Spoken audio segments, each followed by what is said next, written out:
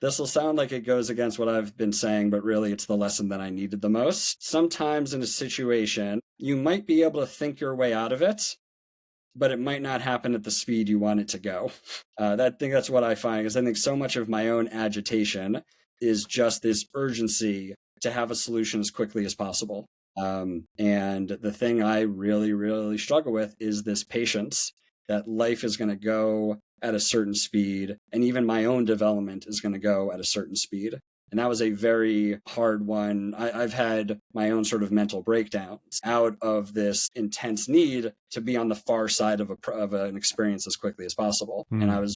I was pushing faster than time and human development was going to allow. Yeah. So yeah, things unfortunately take more time than you want them to.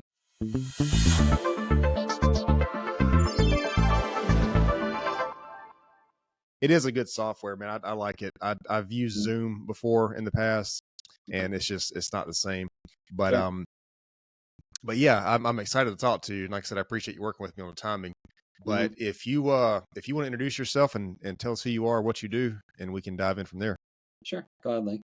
So, hi, I'm Matthew Lowe. I am a psychotherapist outside of Baltimore. I am the author of the recently published book, Seeing the Forest and the Trees, Mapping Your Inner World for Greater Clarity and Satisfaction in Life. Before I became a therapist, I was a health educator. And before that, I was a religious school teacher, teaching philosophy and theology. Okay, Yeah. man, that's a diverse, I feel like, range of things there. So Yeah. you were in theology, and then you went to psychotherapy. Yeah, so I got my master's of theology back in 2009, Okay. and about a year afterwards realized that I had become a non-believer. I used to be very religious, Okay. and sort of the process of getting my master's kind of helped me get to the far side of a spiritual crisis, and then landed outside of faith altogether, which meant I had to figure out what the heck I was going to do with my life. So I went into health education because it had that same feeling of, let's talk about kind of what matters most to a person. Right. But turns out health education is a science class, which is fair. I was treating it like a humanities class.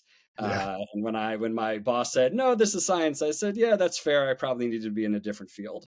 And so I went into therapy, which I think people can treat as a science. I probably approach it more as an art. I mean, I think I see it as applied philosophy. Yeah, that's an interesting take on that. So, but I'm curious about theology, though. So, Sure. when a person studies that, because I've heard of I think it's called theologians. I think is what it's referred to. Mhm. Um, when a person studies that, are they looking at like one branch of religion, or are they looking at sort of how all the religions interact? I mean, I'm not sure how that works. So people can have different focuses. I am, like, by birth Jewish. The school I went to, Harvard Divinity School, did not have enough Jewish classes for that to be my sort of like focus religion.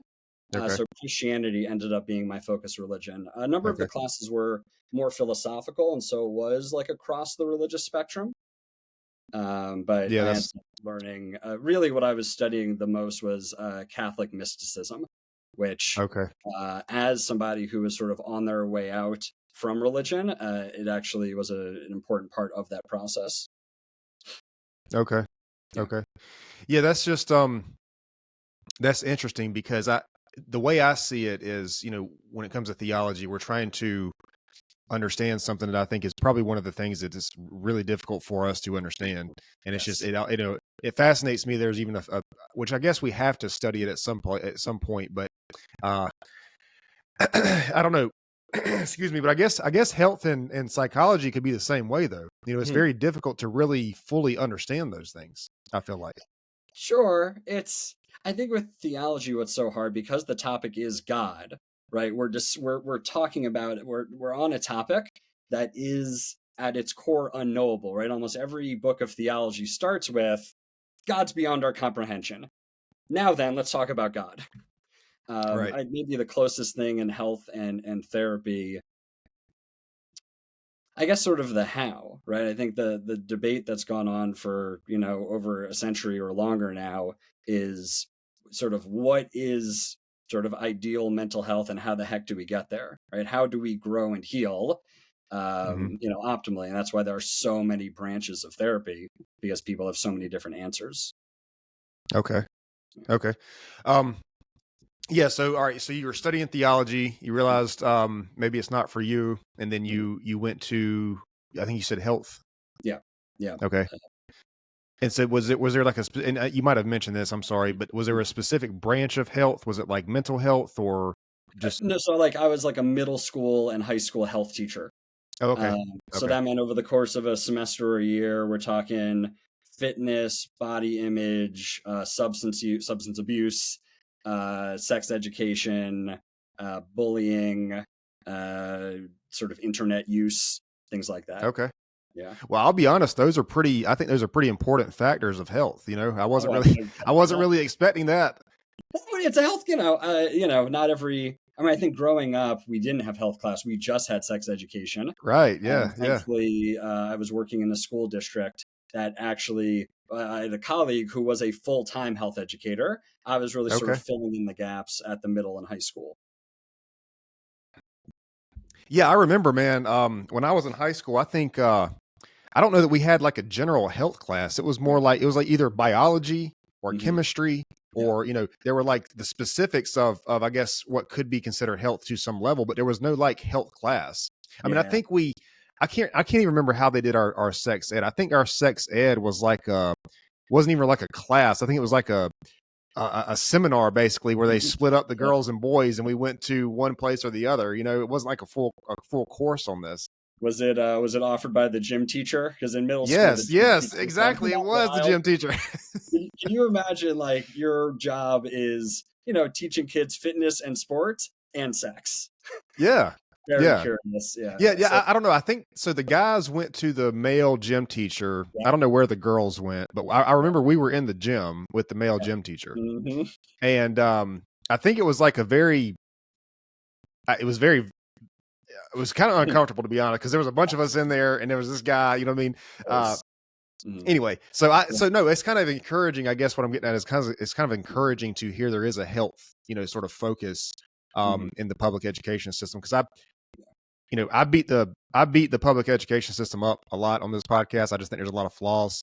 Sure. Um, and I don't know. I think we kind of are taught things that maybe aren't really necessary at that age or at that Mhm. level, and then Mhm. we're sort of not taught things that are absolutely necessary for the rest of our life. Um, I guess it's encouraging to hear there's a focus on at least some Yeah. sort of I focus mean, on at health. least 12 years ago in a suburb outside of Boston. I have Right, no idea right, yeah. I have no idea what the state of things is now. Yeah, well, that's interesting though, because I was in high school about I guess it was 14, a little over 14, 15, 16 years ago. I'm Mhm. 32, so whatever the math is on that. Sure. Um, so yeah. But anyway, and so you're in health, and then you get out of that at some point to psychotherapy. Yeah. Yeah. Okay. I had so before that, my identity had really been as a teacher, right? Whether I was Mm, doing philosophy or religion or health, what I really like to do was create lesson plans and work with a classroom and really have like an interactive, let me sort of develop a lot of minds all at once. right. It just seemed, it's a weird way of putting it, but it seemed more efficient. And I think when I was teaching health, I started to recognize, okay, this is work that often is more likely to happen on a personal level because each person, let's say when it comes to drug use, right, is going to have their own background, what they were taught, how they feel about it, what draws them into it. And also because it's a really personal topic, you're just not going to get into it in a class the same way Mm, that you can in one-on-one counseling. Or, the first job I had out of grad school was at an addiction treatment center, right? So we're all here to get personal and talk about this topic. So it was really, I mean, it took me a while. I think I was also doing teaching because it was the emotionally less intense thing to do. mm, And I think I got to a point of, it feels obnoxious to call it maturity. So I'll just say emotional growth, where I felt ready to be with people, sort of using my own emotions and being with them and theirs. And that was not where for most of my life, I've just been sort of a walking intellect.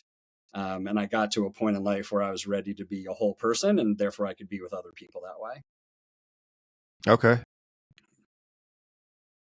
That's a really interesting way to put that. Mm, Be a whole person and be with people that way. yeah. Like that's because I don't know. I think a lot of us sort of operate. Um, I think whether we realize it or not, we're in our heads a lot, or Mm, maybe in our emotions a lot. yeah. And I think there's different aspects of a person. Different things that make sort of who we are. Mm, We're all like this unique, almost beautiful. Well, it is beautiful balance of like intellect and emotion, and mhm, there's just these things all wrapped up into one that make us who we are. yeah. Um, so you mentioned okay, so you mentioned addiction. Is there Mm. like a certain focus that you focus on with your psychotherapy these days? So overall, I would so here's what's a little obnoxious about the field. So I would say that I'm an existential therapist. Okay. Um, but what that means kind of depends on who you're reading.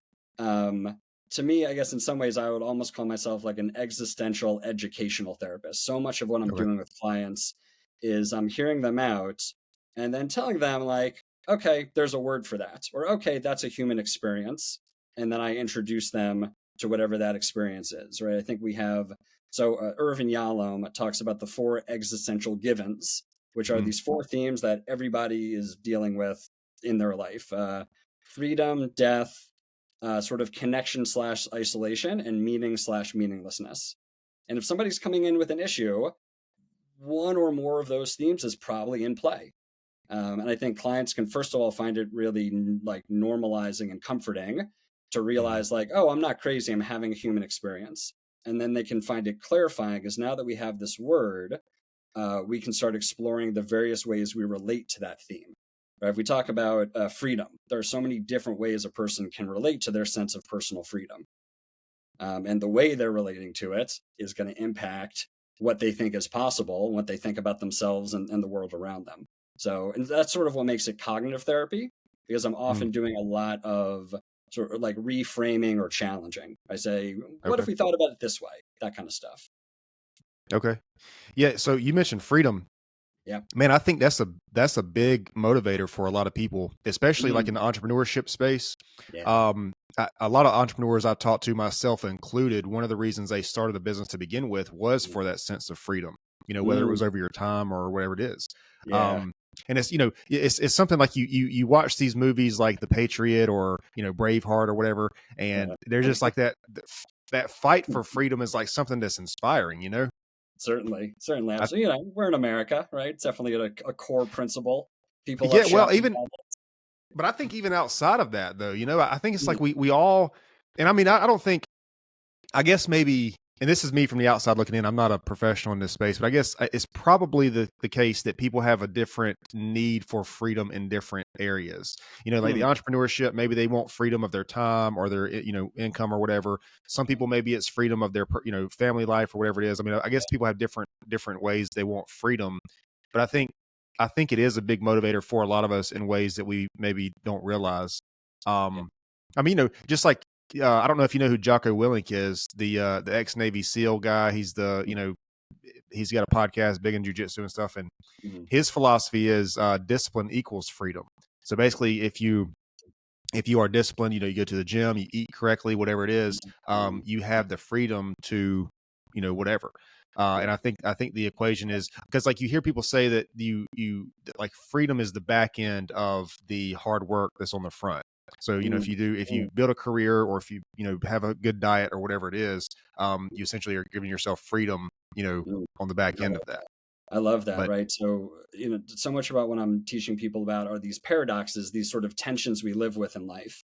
mm, That are there's wisdom in it, yet it doesn't quite make sense. So, for example, when you talk discipline, right, a word that I would probably use is something like structure, right? When people okay, have this structure for they have the routine, they have whatever it is, and yet you would think structure and freedom shouldn't go together, right? They right, sound like they're opposites, right? And yet, right, I need, let's go with the metaphor of a structure, right? I need to be sort of standing on something stable in order to move freely, right? If I want freedom of, enjoying my body, I've got to take care of it. And I have to, as you're so saying, have that discipline of hmm taking care of it. And then I'm capable of doing things. yeah. No, for sure. That makes a lot of sense. And my interpretation of that is like, well, if you don't do the things, whether that's that structure, that discipline, or that stability, or whatever it is, if you don't do something to make that to make those cases or that scenario for yourself, the Yep. outside world may do it for you. And so like Mm, that's the opposite world of freedom. And that's at least how I mm, see it. Um yes. and Are you you know, familiar maybe with? that what's Sorry. that? So, Michel Foucault Uh-huh. is a book, Discipline and Punish, and talks about in it, right? So, discipline being the sense of somebody's watching, and therefore I need to behave. And self discipline means other people don't need to watch me, I've got it. Right. Right. And you're right, right? If I'm not watching myself, then other people are going to be the one keeping me in line. Mm. And, that's no fun. I'd much rather be taking care of it myself. That's why self-discipline is just so much more preferable to what Well, happens when we're getting disciplined. that definitely doesn't feel like freedom to me, you know, if you when you Mm. label it, when you talk about it that way. Um Well, if we're watching ourselves, right. right? I mean, sort of as you say, right? I need to keep myself to a certain, let's say, health and eating and fitness routine in order to have the freedom that good health gives me. Mhm. That's what I'm saying. I think that there's always this necessary tension, right? Because in some ways I could say, you know what, I'm free. I don't have to do a goddamn thing. And if Yep. I do that for long enough, say I don't got to get out of bed. I don't have to eat well. I do what I want. And at a Yeah. certain point, my options start getting more and more limited because of Mm. that, right? My body decides for me, well, hey, now you can't get out of bed. You haven't used your legs. Yep, exactly. Yeah. Okay, so you said freedom, connection, isolation, meaning, meaningless.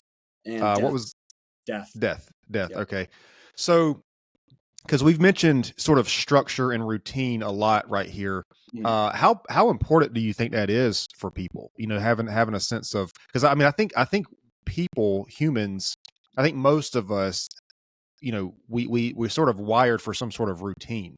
So mm, if somebody mm. comes to you and they're having all these issues, do you find it often that they don't have a sense of routine for themselves? They don't have a daily routine. They don't have something that they're sort of working towards. I guess maybe that goes towards the meaningless, or the meaningful part of it. But Yeah, I could speak to that. I mean, I think that I say this a lot, so I apologize. I'm often dividing things into two. I think there's at least two things going on because you're right. The only way we have that routine is if we've got a reason, right? If we have some sort of purpose of, okay, I do these things because this is what I want to get out of it. So I think that's certainly essential. But there's this other part that's just the how of it. I have clients who, um, it's my example, they're trying to go to sleep and they're like way up in their heads. Their mind won't shut off, mm, right? So certainly they might need some type of ritual, some type of practice. And the point of that practice is to kind of offload. And so they might know they need that, but they don't know the how of it.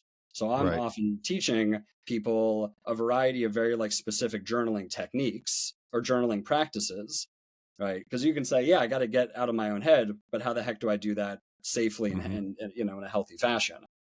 And Okay. that's, yeah, they need the how of the routine as well as the why. Yeah, dude, that why is so big. I don't know if you've Mm. ever read the book Man's Search for Meaning, Viktor Of Frankl. course, it's a very popular one among therapists. Viktor Frankl, people love Viktor Frankl. Okay. Okay. Yeah, no, I refer to his book a lot on this podcast because I'm Mm, thinking like, if this guy can, and I know he had, a little bit of education. I think he was a psychotherapist himself and yes, not a yes. psychologist. Mm, And so maybe he had, some sort of, I guess, skill to help him through this. But I just think that if a person can go through something like the concentration camp mhm, and first of all survive, it's because he mm, he survived, and mhm, second, tell himself a story, give it a mhm. meaning to help him get through, and then help other people around him get through it.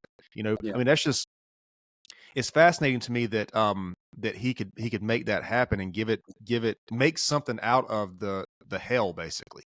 yeah, absolutely. Hold on a second. I'm looking a thing up. There's a great quote. I want to make sure I'm getting it right. Here we go. Nietzsche has a great quote. He who has a why to live can bear almost any how. Yeah. Right. And that's exactly what it is. Viktor Frankl is in a concentration camp being like, here's what this is. If I get out of here, here's what it's for. Here's what I'm doing while I'm in here. Mm-hmm. If you don't mind me plugging, so there's a different thinker currently alive. I don't know what her background is. Melissa Raphael wrote a book that in some ways is a bit of a challenge to Viktor Frankl.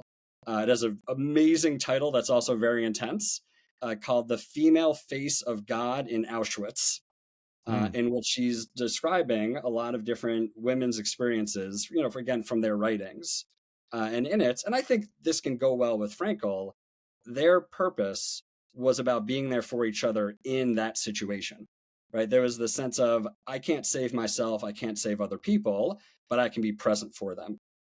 And that's very neat because that's a type of why that's so much more immediate Right. than than this. Well, here's what this is going to be for. It's here's what I'm here for right now, and that's Mm-hmm. when I read that, it like blew my mind because again, Viktor Frankl is so popular among therapists, and this woman like kind of tweaked him a little bit. Yeah. No, I appreciate that. Because honestly, like when I hear these stories of Viktor Frankl, and I hear these people who sort of make it makes something out of the situation they're in, Mhm. I think to myself that, I think there's a fine line between giving it a meaning and a purpose and also living in sort of, it's what would it be, like an illusion or is it a delusion? Delusion. Yeah. Yeah. Okay. And so, I guess as far as from the psychotherapy angle, I guess we have to be careful about, I don't want to say we're lying to ourselves about the reality of the situation, but Mm-hmm. I know that, what's it called? There's a psychological, I guess, situation where a person like detaches from their life and Like they're, dissociation. yeah, yeah. Is that it? They're basically, they don't understand. What is it? I guess they're trying to lie to themselves about the life they're living or something. And it's like Oh, that's not. I mean, dissociation isn't exactly that. I mean, it could but be do you just see where I'm going though? Like, so. do you Well, so see give kind me of an example of somebody who's sort of creating a purpose, but they're delusional about it. What are you thinking of? Well, okay, so like let's take the Viktor Frankl example. I think he obviously understood it because he understood psychology, he understood the mind. But let's say a person's in that situation and they're essentially lying to themselves. Like you hear this phenomenon where there's a victim of like kidnapping and the person seems to have empathy with the kidnapper. Ah, What's that called? Uh Stockholm. yeah, yeah, and they sort of like develop this, and I guess that's some sort of, at the core of it, that's probably some sort of coping mechanism with Hmm. the Hmm. environment they're in. I mean, I Yeah. can only imagine the environment they're in. You know what I mean? Right. So it's like the brain is going to play a trick on you, maybe, I don't know, but Sure. what I'm saying is, I think the difference in finding meaning in that and then being sort of living in this illusion, I think the difference is that if there's a meaning to it, there's a meaning to it, and there's illusion to it, is you're lying about what the situation is. I don't know. This is just from a layman's terms trying to like Sure. interpret this. Well, but here's what's odd though. If a delusion gets you through, then it's working, right? Like, Right. right. I mean, it might not be so. The term in some ways, right, that come up a lot in sort of psychology are adaptive and maladaptive. Right. Mm, Adaptive means it works in your situation. Maladaptive means it doesn't. Right. So if a delusion is going to be the thing that keeps you sane while you're in captivity, great. Now, if you leave captivity and you still have that delusion, now it's probably maladaptive. okay. Right. So a survival strategy can be really effective, even if it's based on a lie. And it only becomes a problem when it starts actually, negatively impacting the quality of your life. Okay. Okay. So we're saying, as long as if there's some sort of way for that illusion to end after that experience ends, I guess that's the difference. It's Yeah. it's Well, not like, so I give you, this is like a sort of a parallel situation. So if we talk about post-traumatic stress disorder, right? right. So PTSD, almost all of, I mean, pretty much all the symptoms of PTSD are the types of things that when you're going through a trauma would keep you Mhm. safe. Okay. right? Hypervigilance is going to be an important thing when you're surrounded by danger. Okay. If you're in a situation where it's dangerous to defend yourself, then, shutting down is an adaptive thing. Um, all of these things, right, keep a person safe, and that's fine until the situation has ended, and now Mm. their body hasn't found out that the dangerous situation is over, or their body doesn't trust the fact that the danger is now fully past, right? And PTSD makes sense. And it can be really challenging to help somebody and really to help to retrain their body to feel safe, right? Because so often their body, well, yeah, no matter what the situation is, their body is the location where the danger happened, Yeah. right? And so now they're reminded of that danger, and to reestablish safety in the body is essential, because otherwise they're just going to be stuck with their former survival strategy. Okay. That makes sense. Yeah, I think I should. I don't know. Sometimes I think of myself and like how I handle what I consider a stressful situation. Although the Holocaust is way farther than a stressful situation. I mean, that's like that's not Almost being in traffic. You know what I mean? That's like sure. Well, something way out.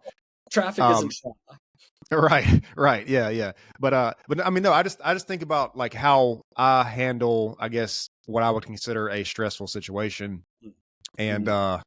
it's usually for me, it's like to I don't want to say to fight back, but it's like to push into the thing because I feel like again, going back to the freedom thing. I mean, if I can't find some sort of way to, overcome this thing or take control of this thing, I don't want this thing to have control of me, you Sure, know. absolutely. And I understand that not everybody has that response, and so I'm trying to be empathetic to different, responses. And also too the situation like drastically changes, your response to the thing. Sure. Right. Because I mean, if we're talking about trauma, right, that we're talking about the sympathetic nervous system, you're familiar with sort of fight or flight. Yep. So currently we say fight, flight, freeze, or fawn. Hmm. Now, if we'll just take the topic you were talking about, which is pushing through, right? If it's a stressful situation, yeah, I agree, right? Like, I think it's how do I lean towards this thing and deal with it head on, which is great. In a traumatic situation, we would probably call that the fight response. And there's a lot of stressful situations where we should approach it head on, but Hmm. probably fighting isn't really the move, Right.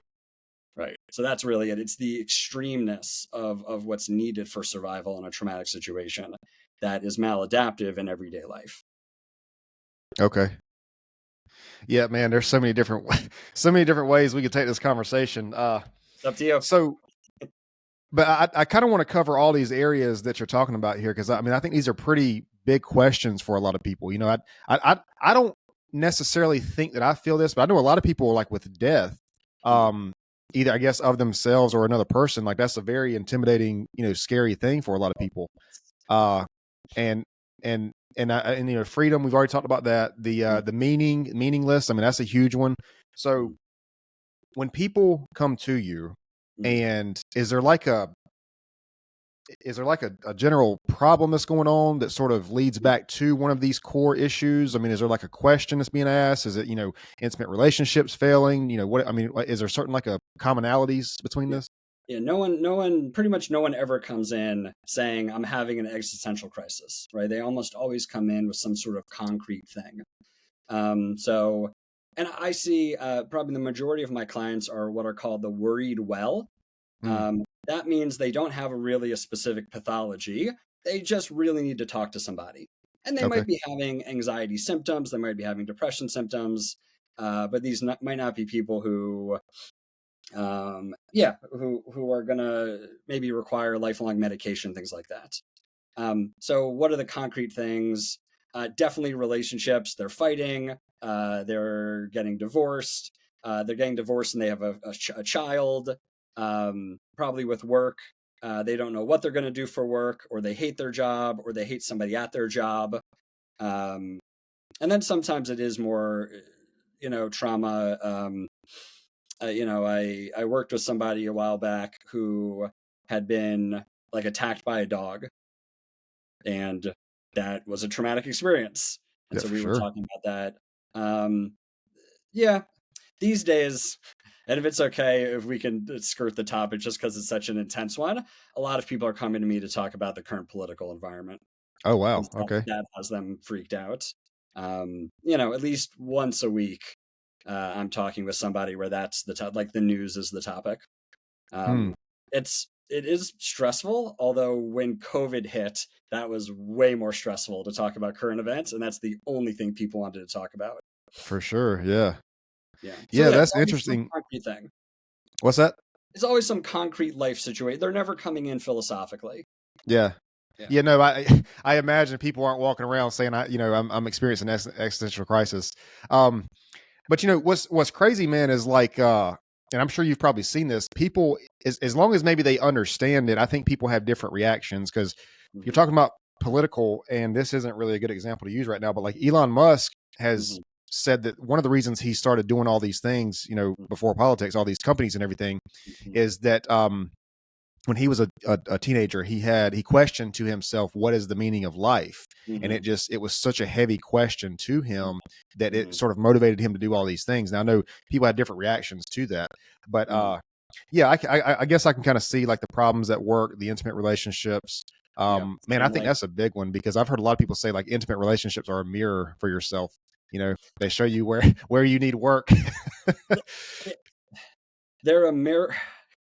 They're a mirror, but they're also a funhouse mirror. Hmm, Right? Because your partner can be telling you what you need to work on for yourself, and they might be projecting. They might actually right. be telling you what they need to do, or they're just telling you, God, I worked with somebody. I worked at a college for 5 years, Hmm, and they were describing what they wanted from their partner and like what they thought their partner needed to do. yep. And I think my response is like, I could see why those things would make you feel comfortable, but also I think you just described a type of abuse. Hmm, Right. yeah. So like what we're being told we need to do might be, more about the other person. Yeah, they're so tricky, man, because, I don't think anything in a relationship is 100% one person. I Right. mean, I know there are bad people out there and there's like different psychological issues and I hate to even use the word because it's so overused, but there are actual narcissists. I think most people who are labeled a narcissist probably aren't a narcissist, but, Agreed. there are those people who exist. Um, but yeah, it's so tricky, man. And I think that's where we all have to sort of have our own sense of self Mm, awareness to say, yeah. this is I made this mistake in this area. This part of this was my fault or Yeah. whatever. But Because other yeah, it people can is. help us. What's that? Other people can definitely, they can be right about us. Right. That's Yeah, what's so tricky. I often teach, right? If uh, we do want to care what people think, right? We don't want to care what everybody thinks because then we've lost ourselves. right. But if we don't care what anybody thinks, we're probably an asshole, Yeah. Well, right? yeah, and that's a good point. And my thing is about that is like if everybody's saying the same thing about you, Right. you know, Yep, that is I mean, something. right? There's a similarity somewhere, common denominator somewhere. Yeah. Um, I want to go back to meaning and meaningless for a minute because dude, I think, and I don't know if you have like a specific age range that you work with, or if it's just men, just women, or everybody. Mhm. Uh, but I think, from my experience talking to people and being around people, I think one of the things that young men are having an issue with these days Mhm. is a sense of meaningless. There's almost like there's no purpose in their life. They're not trying to build something or do something. And I think that's very detrimental for, especially, I think most men, but especially young men who are in that sort of trying to figure out where their life is going. Uh, Mhm. and I've heard people say who have had major addictions, Mhm. crack cocaine addictions and this kind of stuff, that sense of, or that loss of purpose was sort of one thing that pushed them in that direction, you know. Yeah. Um, and so I don't know, what are your thoughts there about that sort of lack of purpose, and maybe and I know you said you had a little bit of work in the addiction space at some Mhm. point. Yeah. I mean, all based on my experiences, I would say, especially currently, meaninglessness as an issue is something that transcends both age and gender. I work with middle-aged people. I work with younger people. Um, Anybody in college or right out of it, regardless of gender, is probably having a meaning-based issue of some kind. Hmm. Um, yeah, I guess in some ways what we end up having to get into are questions of identity. right? Because meaning is going to be things like where do I belong and what do I do with my time, right? Most of the people I meet having meaning issues around college are, well, what do I do after this, Right. right? And as you were saying, people can be doing jobs for a variety of reasons. I'm working with somebody right now, an old, not older, I think low 30s, but has not had a career. He's had a bunch of jobs, but not a career. Mm. And we've been talking about the way in which, okay, a career could be this is where I find my source of meaning, right? That's Yep. why I do therapy. I don't know if it's obvious. I love this job. Yeah. It just feels good to do. It's fun, which is a weird thing. Most therapists wouldn't say that. That's how you can tell I don't work with trauma. Whereas, my father, for example, worked as like an accountant slash economist for the government. I think he enjoyed some aspects of the work. I don't know if he found it deeply meaningful. It Mm. afforded him the life that he was going to find meaningful, though. Right. Right. But yeah, I think it's an issue no matter what. In addiction, it can be an element. I find the stronger element in addiction, and everything we can tie, because the existential givens are what they are, we can always tie anything back to them. Right. I find addiction is so much more about what do I do with this feeling I have right now, Mm. right? I'm at a party and I feel anxious, right? I had a good day and I'm not sure what to do with it. I had a terrible day and I don't know what to do with it, right? I'm bored, right? I had a client I worked with back in the day who would talk about sort of fixing a feeling with a feeling. Or what I talk about is sort of pushing the button, right? Yep. I'm in a situation and I just don't feel right. And, I could, with a lack of sort of a coping tool or some way of getting myself out of it soberly, I can just push the button. I can just take a hit, and now I'm good. Yeah. So yeah, I think it's so much more about kind of this like emotional technology. Excuse me. Yeah, I don't really. It's crazy because I haven't really looked into addiction as far as the I guess the practical side of it, like how you just explained it. But I have. Do you know who Andrew Huberman is? The name's Um, familiar, but I don't. so he's a neuroscientist from Stanford. He's a professor of neuroscience, and I've heard the way he explains the dopamine system Mm, in reference to addiction.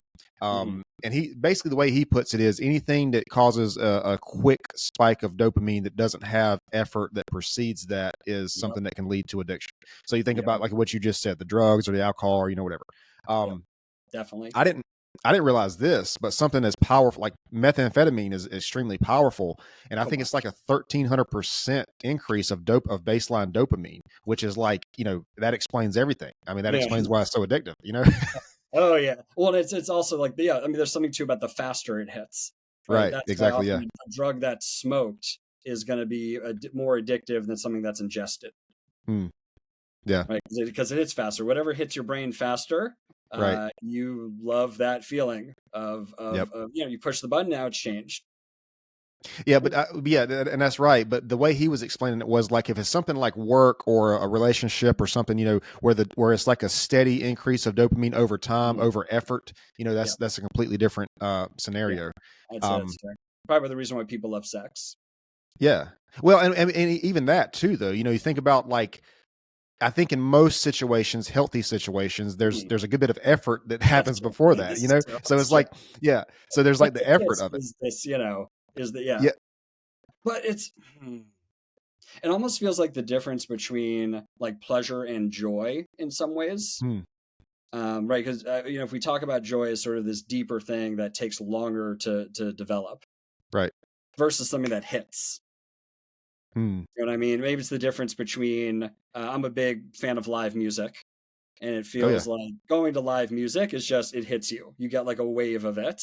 Hmm. Whereas I don't make music. I do a lot of writing, but I imagine similarly in making music, that is effortful. That Oh is yeah. a plugging away and self doubt and editing. Hmm. Like I said, I mean, I wrote this book last year, and it was awesome. And at the end of it, I was like, God, give me a break because it's still. I mean, it's the weirdest thing. In January, I was like, I can't wait to write the next one. Also, please don't make me write the next one. Yeah. Well, Yeah. see, it's crazy, man, because I've noticed in my personal life, and I don't know if you can resonate with this, like with writing your book. Mm, it's like building that thing or doing that thing. I feel like there's more, I think more pleasure in building mm, that thing, in mm, pursuing that thing, mm, at least to me, because mm, like you hear, and I don't know if you work with actual clients who have this issue, but you hear of people who like build a thing, whether that's a career or whatever, and mm. then they get to what seems like the ultimate end goal, the ultimate goal of it. And then Mm. they're like, well, now what do I do? Now I'm lost. You know what I Oh, mean? Like for now, sure. like, yeah. Yes. Yeah, in January, I had that one as well. I was like, damn, the fun part is, well, and people were saying, like, okay, how are you going to sell this thing? And I Hmm. said, oh, that's not the fun part. Like, I Yeah. know I should sell it, like, it's worth selling, but the Right. fun part was absolutely, yeah, it's a deeper pleasure. There's pleasure in the thing itself. It's harder. Right. Well, It's, it's also too, man. Like if you think about, and I've never written a book, but I know that people say it's very tedious, it's very laborious, it's very, everything's involved. yeah. But I can imagine if you're writing a book and you're thinking about the book being finished and Mm, selling this book, mm, that's probably not a big enough motivator to yeah. push you through the up and downs of writing that book. It's Oh, almost like you have to enjoy the process.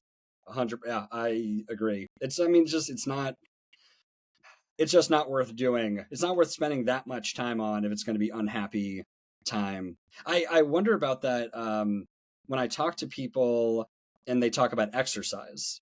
Hmm. Because there are people who, I don't know if it's sort of constitutionally or physically, they just don't enjoy it, right? And I've Hmm. been sort of, I used to be a runner and then I got old and my knees hurt. So I became a cyclist. Hmm. And the primary reason I do either of those things is fun. It's really Yeah. good that they're good for me.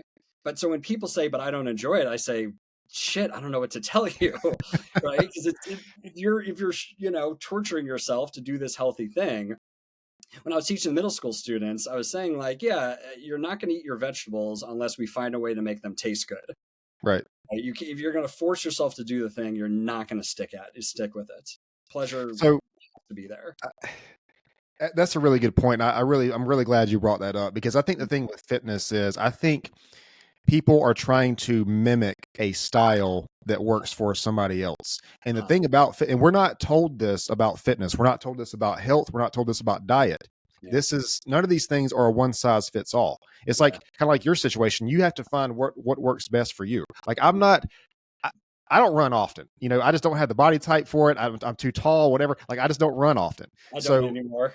yeah. So, Yeah, but cardiovascular health is important. So I would do something maybe like an elliptical. I do martial arts, which is a very good cardio workout.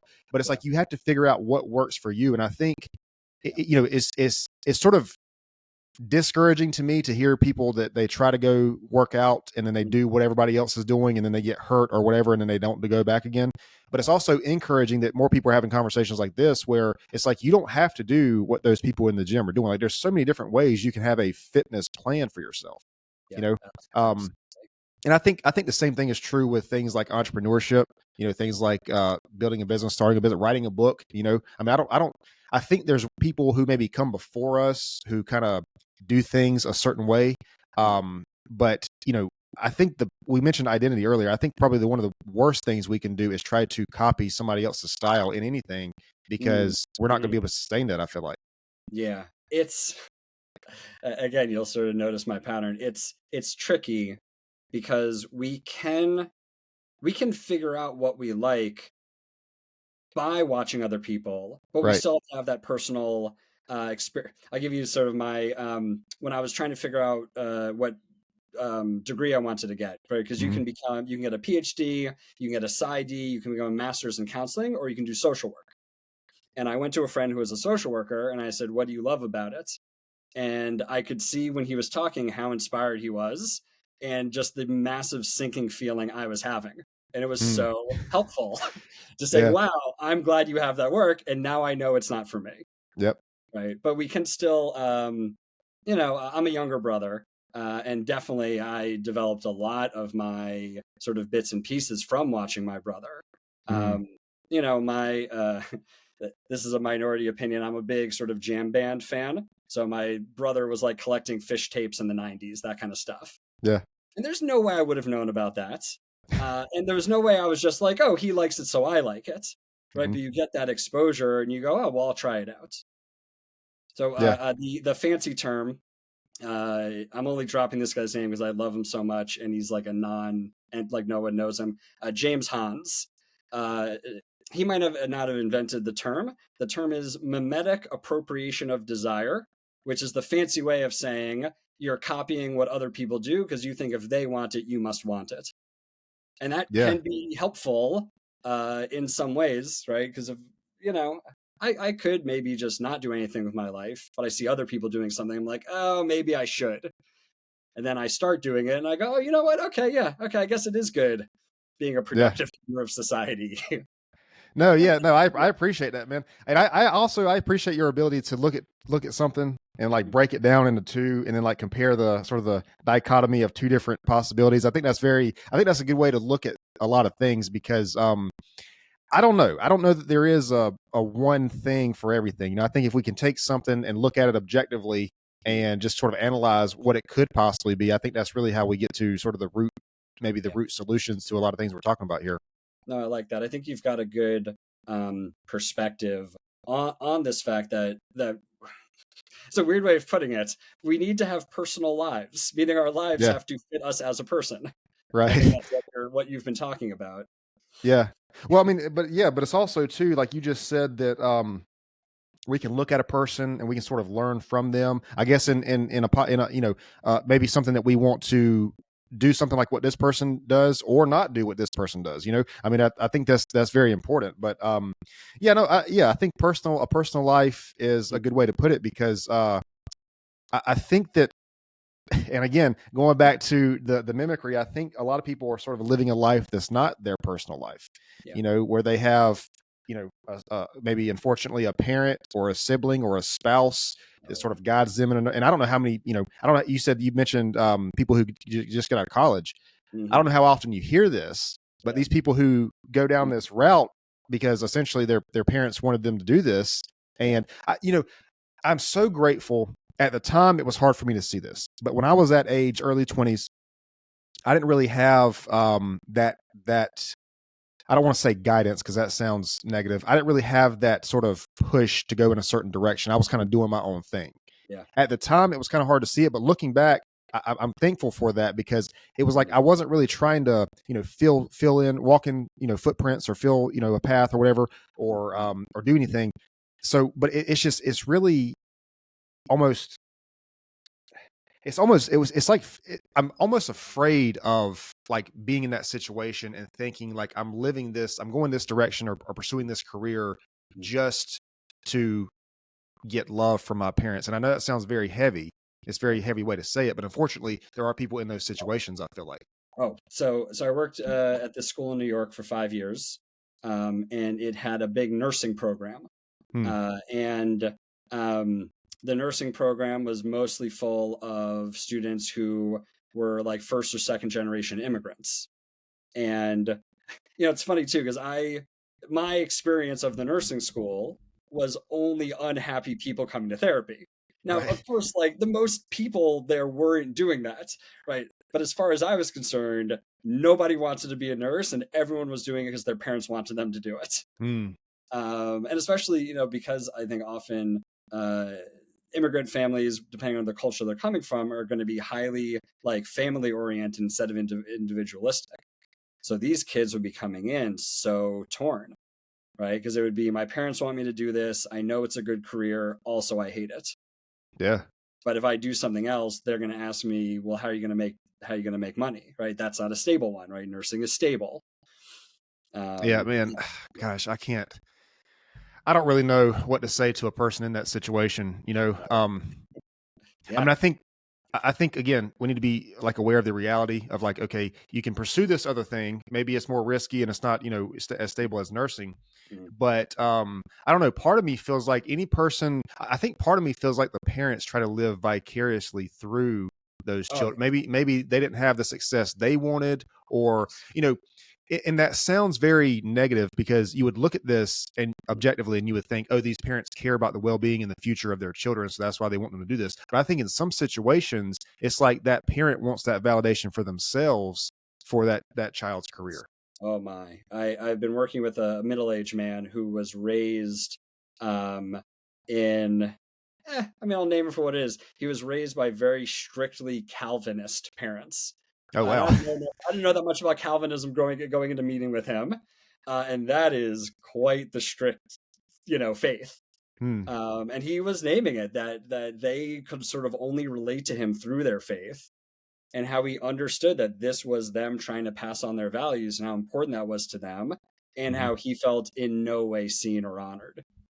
Yeah. Right? It was entirely, having you is worthwhile and meaningful if you perpetuate the thing we're trying to perpetuate. Right. Yeah. And see, the problem, man, that I have with that, and I don't have children, so maybe I'm way out of line here.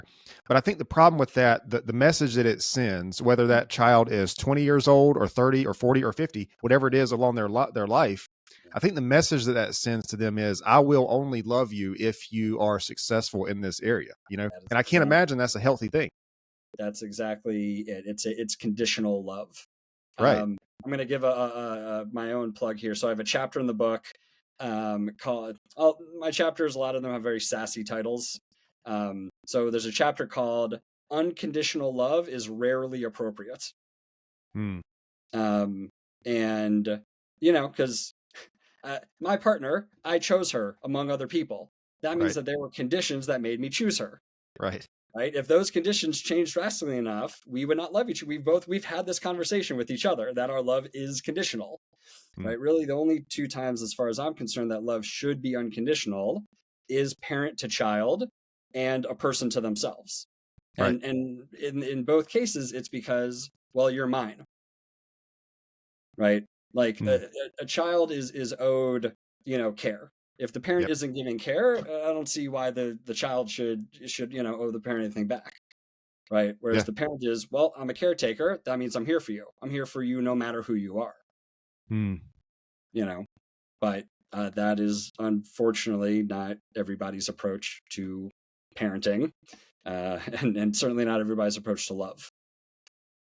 Yeah, man. So if a person's in that situation, I think they're sort of having an issue with at least three of the four topics we mentioned earlier: the freedom, the Mm-hmm.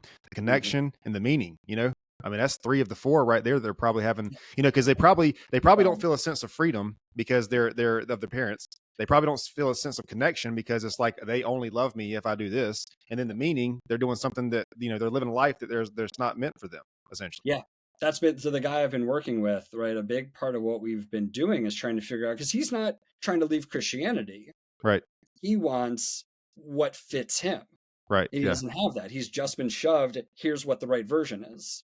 Hmm. Right? And so in the meantime, he knows what he was given isn't right for him, and he believes there's something out there, but he currently doesn't have it. So I guess he is in search of meaning. Hmm. Yeah. Yeah. And I, it's really difficult for me to say this, man, because I do believe in God. I believe there's an omniscient creator, but I think the problem with sort of some religions is there's guilt built into it. It's like implicit in the religion is there's a lot of guilt about this exploration of self or possibility. I feel like, you know, Yeah. but Where I do you tell see people that all the coming time, like, from? um, where does the guilt come from? Yeah, like what's going on? Either who's doing it or what's happening in the religion that makes that happen. Well, I think, at least my understanding, I think most religions, God is meant to be respected and feared. And so if you Mm, go, I know Christianity has very specific, I guess, rules about going against the belief in God. Like, if you declare, I do not believe in God, that's like a ultimate, I think mm, sin or whatever. mm, But, yeah, I think it's that, I think that's how it's like if you explore, quote unquote, explore another topic or another religion, then you're not dedicated basically to God. Is I think how a lot of people see it. But the way I see it, and what I tell people a lot is like, okay, but if you say that you believe a thing, whether that's religion or politics or whatever, and you never really go outside of that to say, okay, wait a minute, what does this other belief say about mm, this? Like, what do these other things say? If you don't, I'm not saying challenge it, but if you don't explore something outside of that, do you mm, even believe mm, what you claim that you believe? I mean, mm, it's like, mm, so like I believe what I believe because in a lot of cases I've went outside and say, okay, well, this thing says this mm, thing says this, right. but like even though I know these things, maybe they're possible. I don't know, but this is still kind of what I believe based on, Yeah. I guess and I know I'm trying to wrap the mind around something again, like we talked about, it can't be really understood, You're but doing great. I think it's important when we're talking about identity, understanding yourself. I think you have to validate your beliefs, man. I think you have to understand where these things came from, if they're even yours, because a lot of times, like, we're beliefs are instilled in us by, a parent or an institution or whatever. So I don't know. I think it's just important to sort of analyze what those beliefs are for yourself and sort Yeah. of, make sure it is something you actually believe for yourself. Yeah. Yeah. I like that. I mean, the paradox in identity is that much of it is an inheritance. Hmm. And yet also to be an individual, I need to be at least choosing that inheritance, right? Yep. Yep. Not this, okay, it's for me, it's okay, here's why this works for me. Or obviously go my own path. Hmm. But in some ways I need to be um, yeah, doing something with what I was given, rather than just taking it. Yeah. What do you mean? What you were given, like your talents and abilities, or No, or I mean, I think this, if I'm raised in a certain faith, okay. right, I can either be like, well, I was raised in this faith, that is who I am, Hmm. right? Versus this, okay, well, is this what works for me? Is this what feels true for me, etc. Okay. Yeah. No, I got you. To process it, to like, to chew on it and Yeah. make it your own. Well, and I'll say this too, and I think I do think the belief in a higher power and the belief in God, I think that and you know institutionalized religion, I think are two different things. I think there's sort of a For lot sure. of differences there. Yeah. Um, but I will say that religion and the belief in God, I think, does a lot of good for people. It because Oh, I. I sure. mean, we had to ask ourselves, like, what would really have if people didn't have this sense of like more. I don't know, because you hear like You're going a you hear like slippery good. slope here. What's that? You're going down a slippery slope here. You're about to say that atheists can't have morals. Well, I'm not saying that, but I'm saying like if that actually threw me off. I forgot what I was going to say. Sorry, I'm sorry. um, no, I don't think atheists don't have morals because I think I think they. What I think I was going to say was people say that good and bad are human constructs. Like we put Mm, good and bad on things, mm, and I don't know that I necessarily believe that. Like mm, I think we all basically whatever somebody's belief is, I think we know what's good and what's bad. mm, mm, I think just like, if mm, I'm talking to a person, mm, I think that unless we're just like diagnosed psychopaths, mm, I think psychopaths, I think the definition is they don't know the difference between good and bad. I think that's like one mm, of the mm, definitions of that. I could be mm, mistaken. I don't know. mm, Um, but I don't know. I think it's something that we feel like we have laws that mm, say good, bad, illegal versus illegal, but I think we know like what's mm. good and bad. You know what I mean? Like I don't think we need But then how come we argue about it? I mean, if we all know at root what's good and bad, then how are the arguments happening? the arguments about good and bad. Yeah, like if we were gonna, I'm trying not to get into anything specific. Um, let's here's one that I haven't thought too much about. Mm, So I think it's a hot topic, but I can't really weigh in on it. People I think have strong feelings about oh God, what's the punishment where they kill you? Where's my head? Help me out like here. capital punishment. Capital, thank you. Yeah. Like, people can have very strong feelings pro and con about capital punishment, right? Is it Mm, okay to kill somebody for XYZ purposes? mm. Right? And people feel very strongly, and therefore there might not be a know at if they know at heart what the good or bad is. There doesn't seem to be an quote unquote objective one because each one is feeling deeply that this thing is good or bad.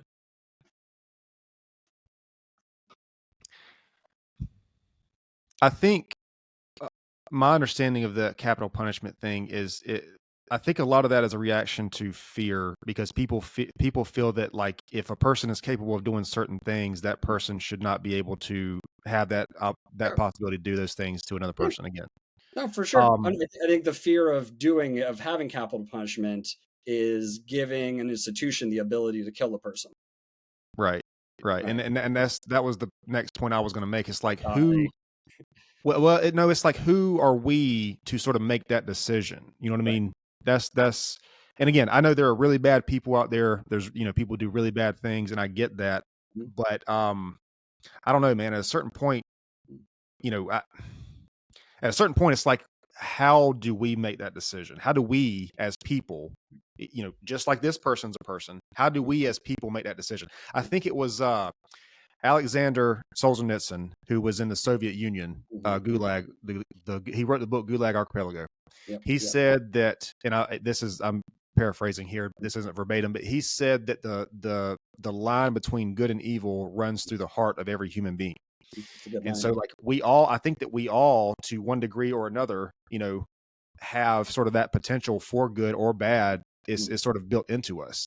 And I don't know, you could look at this thing, and I'm not making an excuse for the terrible things people do, but I'm just saying, like, this person is a person. Maybe they have some sort of psychological thing that caused them to do this, whatever. I don't know how I feel about the capital punishment, because I've actually had somebody that was close to me that was murdered. And so, I feel that, I don't know, I feel at a certain point, if we go the capital punishment route, what makes us any different if that's what we choose? I agree. But I think what you can see here, right, is that a person can have a sincerely held belief on either side of this line.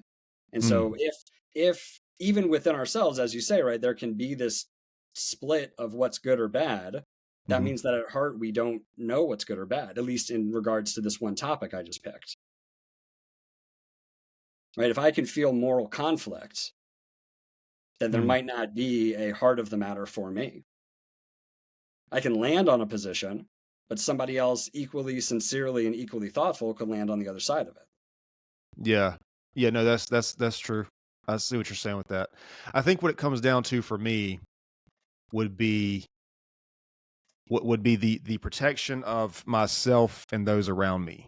For sure. And I think that is fundamentally the core of would be that decision making for me. I like that. I would almost split the difference, right? That I think what we definitely have at our core is a bundle of values, right? They might not add up to here's what good and bad is, right? But I think you've talked about fear, you've talked about safety, right? You've talked about like care and protection, right? All of these things. Those are core values that we definitely are all walking around with. Right. I definitely think we have that. And again, the existentialist in me says that we have that from being human. Although, look, I'm gonna, just to be clear, right? Despite saying I'm a non-believer, I'm very active. I'm Jewish. I'm not very religious, but I'm still very active. It was recently Shavuot. The Christians call it Pentecost. It's my favorite holiday. I was teaching in the middle of the night on it. I'm married to a rabbi. I still will do religious education when called upon. I'm a big fan of it in a bunch of ways.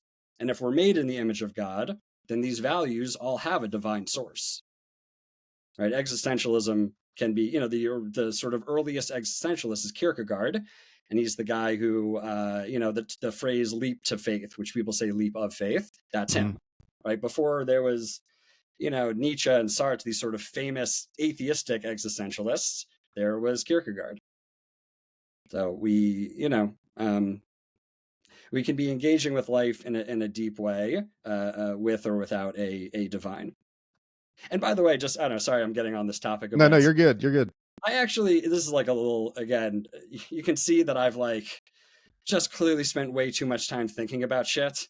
I actually, the like fancy term for what I am is a negative theologian. So you would find that in Thomas Aquinas. You see that a lot in the Catholic mystics.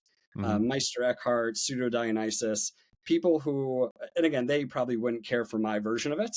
My version of it is, I'm not saying there isn't a God. I'm just saying that whatever you're saying about God is wrong.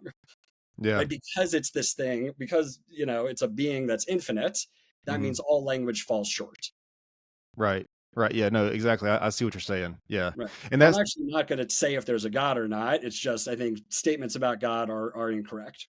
right. And that's a really good point, because, if we're talking about something this as powerful as this, as infinite as this, as omniscient as this, yeah. I mean, our language, first of all, we're just agreeing that our language means what it means. Like, you hear words that I say, I hear words that you say. We just have this sort of mutual, understanding of what those words mean.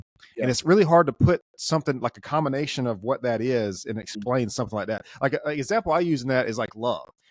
Like, we have a definition of what love is, But Mhm. can you imagine trying to explain to a person who's never been in love with a person what love is? Like you can't, like even with your partner, your wife or whoever, if you tell this person I love you, Mhm. you're essentially saying like what they hear is their experience of love. Like, oh, he loves me, this is what that means.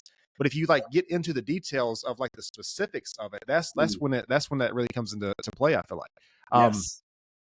but no, yeah, I think you're right. I think, I see what you're saying with that. And I'm not saying that people who don't believe are bad or people who do believe are good. I'm not Mhm. saying. Mhm. I think that the thing is that we need to understand that we're sort of all in this together. I mean, it's not, who knows? We maybe we don't know, Mhm. but I think people have a belief system and people have a value system. I think you mentioned earlier, value system is a really good way to put it because Mhm. whatever our beliefs are, I think we do all have values. You know, if not, the world would just be absolute mayhem. Like I don't think like I'm Mhm. glad that we have laws in place and I'm glad we have that structure. But Mhm. I'll be Mhm. honest with you, man. I don't think that if those were to disappear, I Oh, still feel like most people would sort of do the right thing. You know, the majority of people I feel like would do the right thing. Maybe I'm too much of an optimist. I don't know, but I do believe that would be the case. I have a hard time believing in large groups of people. Hmm. I think we're good at doing well by our immediate relationships. Yeah. Um, Well, but I I think mean, we're tribal by nature. yeah, right. So I mean, I hope we never have to face, uh, there's sort of two different types of anarchy. There's left anarchy and right anarchy. And right anarchy is the everyone for themselves situation. Hmm. And I definitely would fear that one. I Yeah. have the wrong set of skills for right anarchy. I have Yeah. good skills Well, for left anarchy.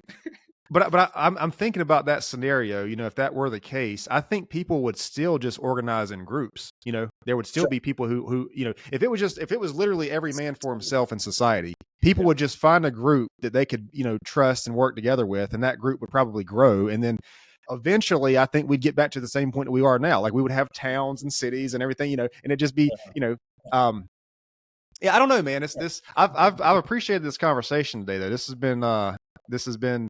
So I have sort of a um, not really a theme, but like there's a theme here of like exploring these topics in sort of an open minded way, Yeah. and I hope that that's the platform I'm providing here is a way to do that because uh, I love these conversations like this. I think this is how I do think this is how we grow and evolve as a human race as a human species. Yeah, I would agree. I have started the next book, and it is Okay. only about communication Okay. because we desperately need it, and we are so bad at it. Yeah. I mean, the what I like to say is it's easy to get along when we're getting along. Right. When people are so bad at arguing in a productive and pleasant fashion. Mm. And I'm creating, it's sort of starting out as a curriculum that I'm going to offer couples of Okay. just what is the foundation of not being dicks to each other, Right. basically. Yeah. Right? What are the skills needed so that at the end of a conversation, we can turn to each other and say, I'm glad we talked about this. Yeah. Well, I think too what the problem is, I think a lot of people we have these beliefs and it's Mm. such an ingrained belief about whatever it is. Yeah. And when someone comes along to challenge that, we have an identity that's sort of incorporated in that belief. So it's not that they're challenging the belief. They're almost like they're challenging us. It's like Yes. if somebody comes along and tests or challenges something that I have this really ingrained in me, Mhm. that person is essentially trying to fractionate how I understand myself, put my Mhm. like Mhm. just break my complete identity down. And Yeah.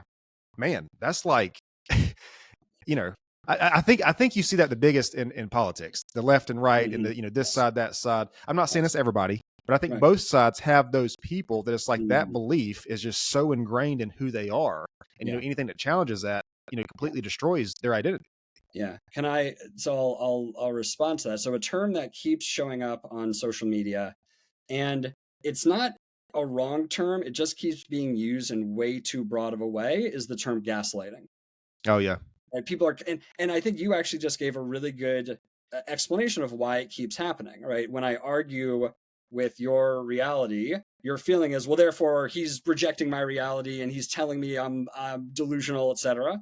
Yep. Right. And so often, if I'm challenging your reality, it's because I'm attempting to assert my own.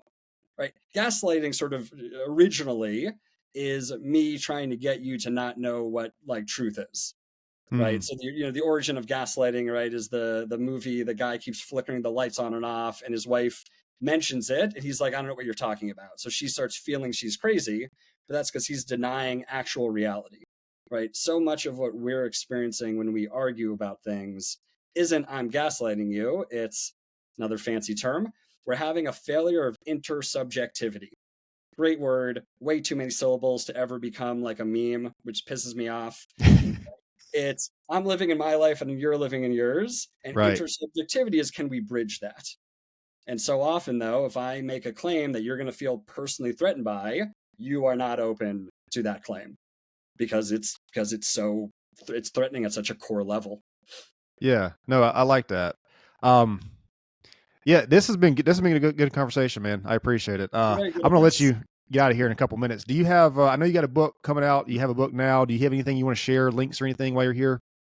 Sure. So I'll say the name of the book again. So the easiest way is just to find it on Amazon. So I'll give folks like what they should be looking up on Amazon.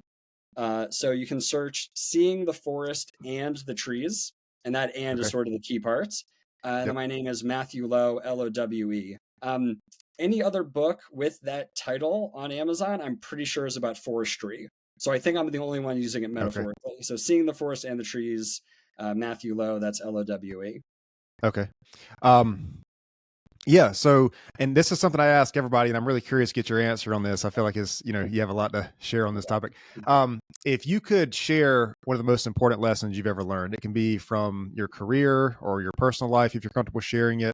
Sure, I know it's kind of hard to say the most important, but maybe sure. one of the most important lessons. Yeah. Um, this will sound like it goes against what I've been saying, but really it's the lesson that I needed the most. Sometimes in a situation, you might be able to think your way out of it, but it might not happen at the speed you want it to go. Hmm. That's what I find, because I think so much of my own agitation is just this urgency to have a solution as quickly as possible. Yep. And the thing I really, really struggle with is this patience that life is going to go at a certain speed, and even my own development is going to go at a certain speed. And that was a very hard one. I've had my own sort of mental breakdowns out of this intense need to be on the far side of an experience as quickly as possible. And I Hmm. was I was pushing faster than time and human development was going to allow. Yeah. So yeah, things unfortunately take more time than you want them to. Yeah, I think patience is absolutely important. So important in our life, our personal life, our professional life. And I appreciate though too that I think that says you have that sense of drive to make that thing for yourself, whatever that is, whatever that mission is for yourself. Um, but yeah, I definitely get patience is a hard one for me too. Yeah, It's yeah. what the thing I always say is that good things take time, but great things take patience. I like it. Yeah. Absolutely, they take so much. They just we won't. I won't get into it. My God, it's the thing I'm talking to my therapist about a fair amount. Yeah, yeah. Yeah. So, but man, it's been great talking to you. I'll let you get out of here. If you can Cool. hang out for just a second, I'll explain to you how I upload all this stuff and do all that. Yeah. But been a good Yeah. Thanks for conversation with you. having me. Hey guys, I really appreciate everybody tuning in today. If you found this content or this episode useful and intriguing, you can visit us on social media. This is Facebook, Instagram, TikTok, Rumble, YouTube, Spotify, Amazon Music, and Apple and Google Podcasts. Pure Wisdom Podcast on all social medias. You can interact with us, follow, like, and share there, and we will see you guys next time. This episode is brought to you by Excel Coaching Academy.